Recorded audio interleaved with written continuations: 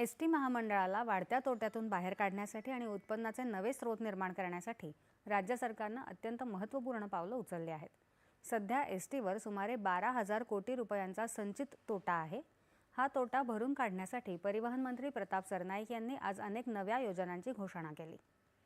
पारदर्शक निविदा प्रक्रियेद्वारे डिझेल खरेदीत प्रति लिटर 5 रुपयाहून अधिक सवलत मिळवण्यात आली असून यामुळे एसटीची दरवर्षी तब्बल 241 कोटी रुपयांची बचत होणार आहे. याशिवाय एसटी महामंडळ आता व्यावसायिक इंधन विक्रीतही उतरणार आहे. राज्यभरात 100हून अधिक पेट्रोल, डिझेल आणि सीएनजी पंप उभारले जाणार आहेत. विशेष म्हणजे इंधनाची चोरी आणि गळती रोखण्यासाठी या पंपांवर कृत्रिम बुद्धिमत्ता आधारित सेन्सर बसवले जाणार आहेत. तसंच एसटी बस आणि बस स्थानकांवर जाहिरातींच्या माध्यमातून पुढच्या 5 वर्षात 250 कोटी रुपयांचं उत्पन्न मिळवण्याचं लक्ष्य ठेवण्यात आल्याचं त्यांनी सांगितलं. यासोबतच आगारांच्या मोकळ्या जागांवर सौर ऊर्जा प्रकल्प उभारून विजेची बचत केली जाईल.